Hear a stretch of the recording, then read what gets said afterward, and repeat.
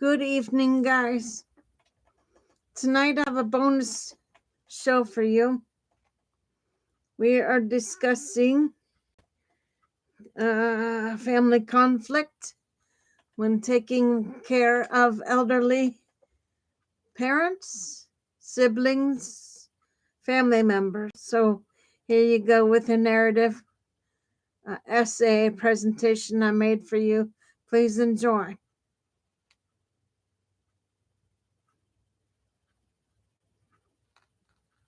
The unraveling begins.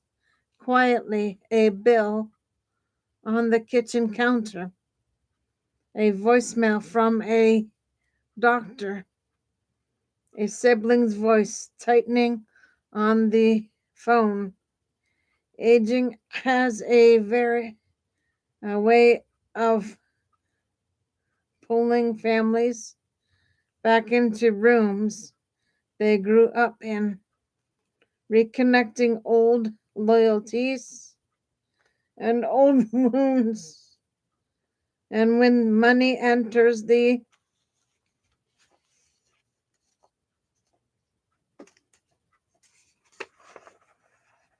conversation, as it always does,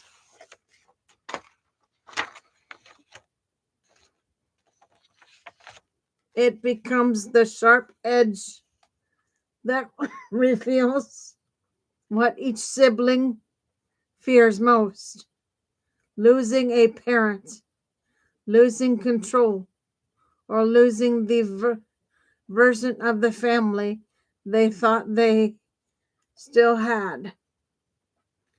The first bill is small enough to ignore: a prescription not fully covered, a home repair your father swears he can still handle. One sibling pays it without comment, another hesitates, a third says, "We will need to talk," which is less a suggestion than a warning. But the real conflict begins when the bills keep coming, each one a reminder that your parents are slipping into a chapter none of you feel prepared to read.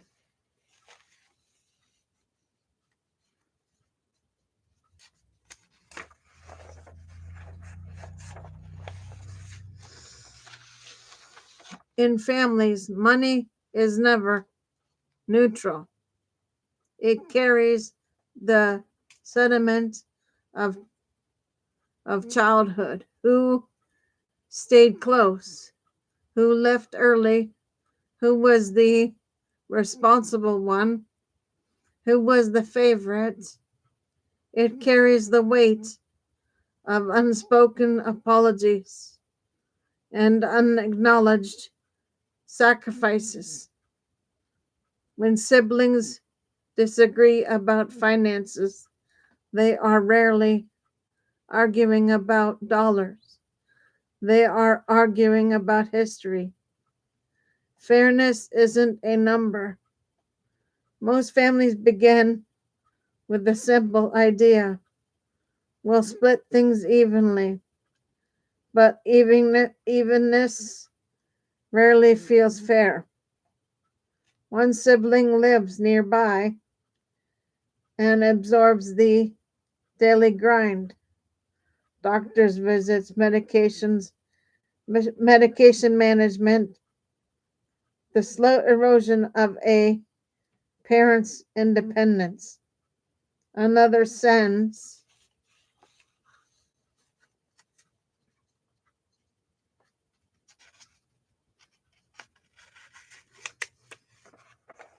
money from afar, trying to convert distance into contribution.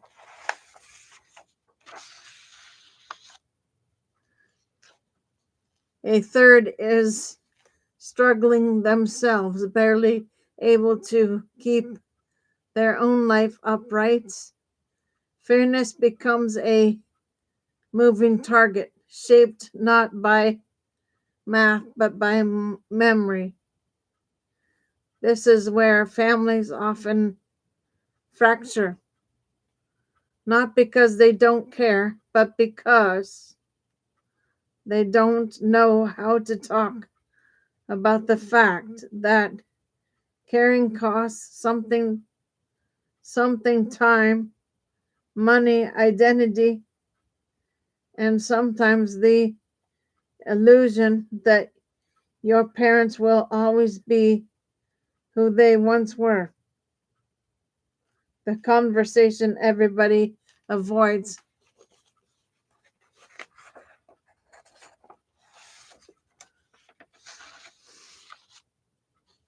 The conversation that settles these conflicts is the one families avoid the longest. It begins with someone saying, "We need to understand the full picture, not the picture of who's doing what, not the picture of who's contributing, but the picture your parents actually need, risk and trajectories." You gather the documents, the long-term care policy, if it exists, the bank statements, the mortgage, the medical bills, the projected cost of a home, modifications or paid caregiving. You create a shared ledger, not for blame, but for reality.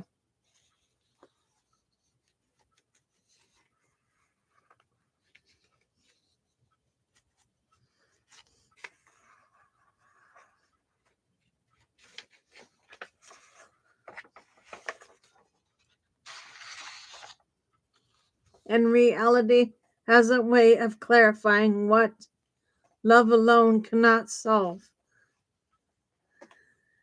The shift from who pays to what do our parents need. Families settle financial conflict when they stop negotiating contributions and start negotiating care plans. A care plan is neutral. It is external. It is something you point to and say, "This is what the situation requires." Once the plan is clear, siblings can choose roles based on capacity rather than guilt. One may contribute financially, one may manage logistics, one may provide.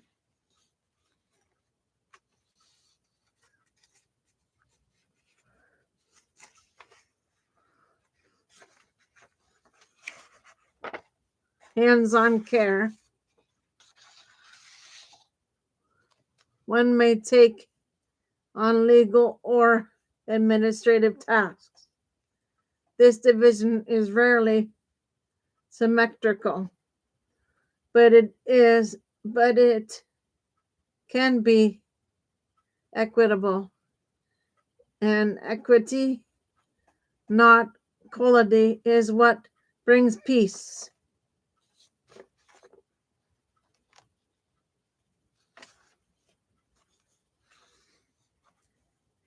Every sibling has a breaking point. Every parent has needs. Every eventually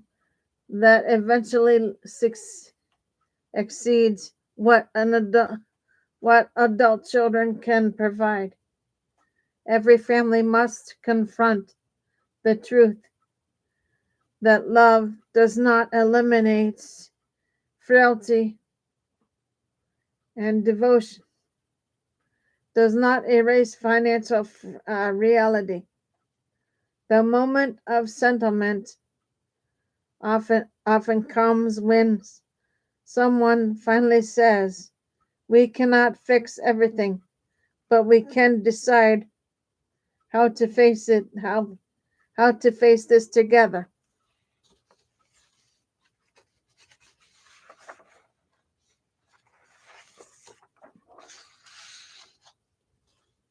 That sentence is the hinge on which families turn. It acknowledges the grief beneath the conflict. It honors the fear that aging parents invoke. It makes space for siblings to be human rather than heroic. A family agreement. Families who navigate this well create simple living agreements, shared understandings of your parents' needs, transparent financial planning, division of these responsibilities based on capacity.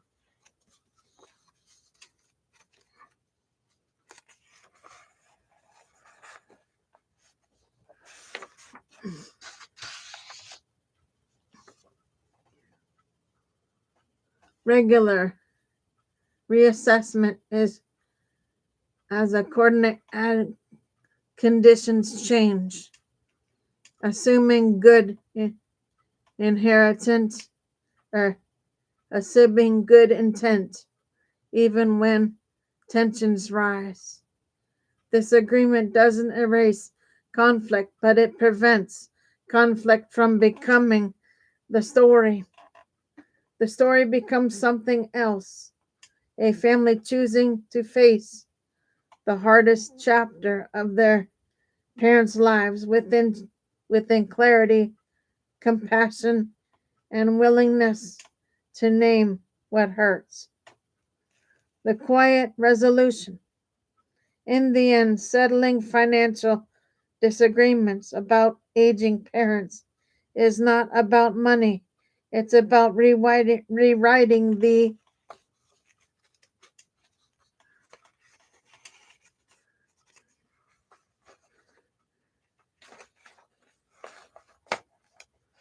family narrative. Who's doing enough? How do we do this together?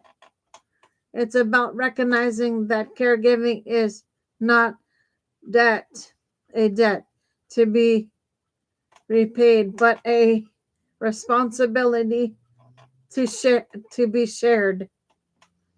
It's about understanding that the ledger of love is not balanced by dollars, but by honesty, humanity, and the courage to say, "This is hard, but we can handle it if we stop trying to win and start trying to understand."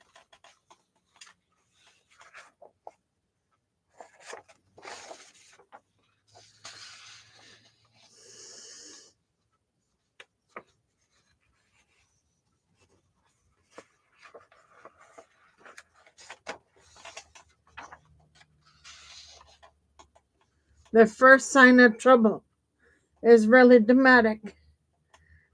It may be a home repair your father can no longer manage, a prescription that insurance doesn't fully cover, or a sudden hospitalization that exposes the fragility of your parents' financial safety net. One sibling pays bills, another hesitates, a third insists on family meeting. But the real conflict begins when the bills keep coming, each one a reminder that the long-term care system in the United States is built on the assumption that families will absorb whatever the state does not.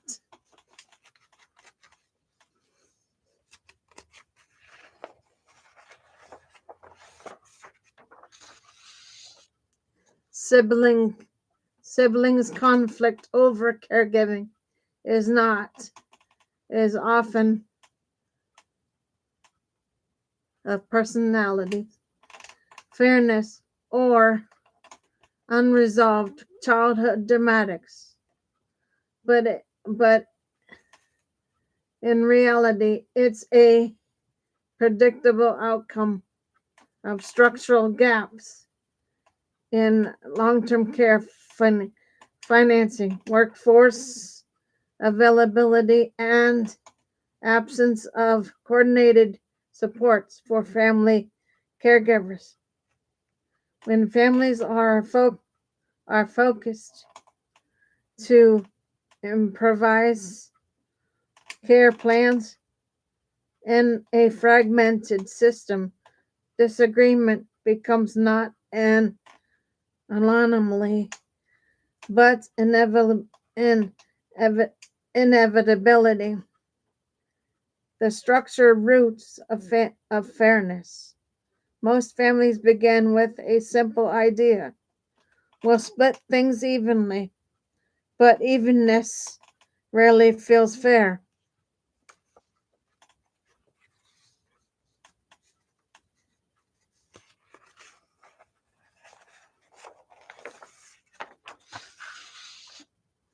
One sibling may live nearby and shoulder the daily responsibilities, transportation, medication management, supervision, and the slow erosion of a parent's independence. Another may contribute financially but not provide hands-on care.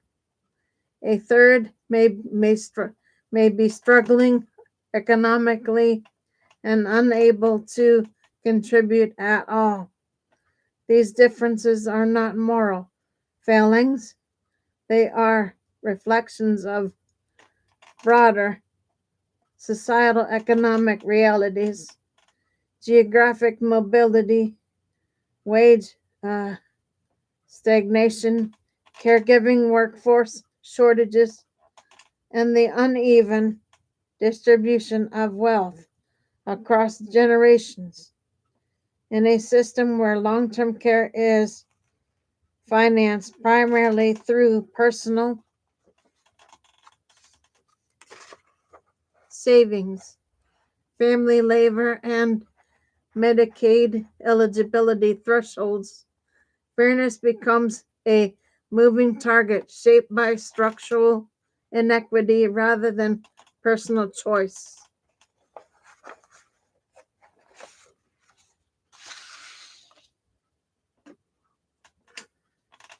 The conversation families avoid because policy avoids it first.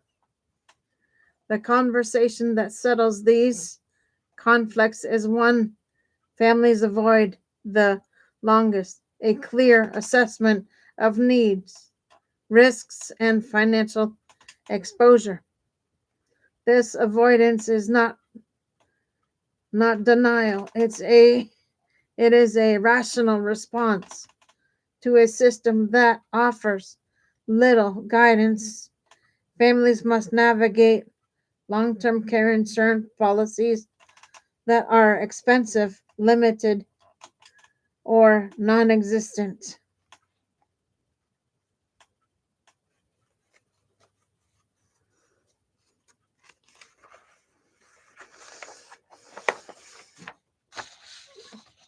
Out-of-pocket costs for home modifications, transportation, and paid caregiving. Medicaid eligibility rules that require spend downs and asset depletion. A patchwork of state programs with inconsistent availability and funding. A workforce crisis that makes in-home care difficult to secure. Families gather bank statements, medical bills, and care estimates on not because the system supports them, but because the system requires them to become their own care coordinators. The result is a shadow governance structure in which siblings navigate. Okay, guys, that is it for tonight. I will be back on tomorrow for shows. Until then, Gator Wellness. Take care, folks.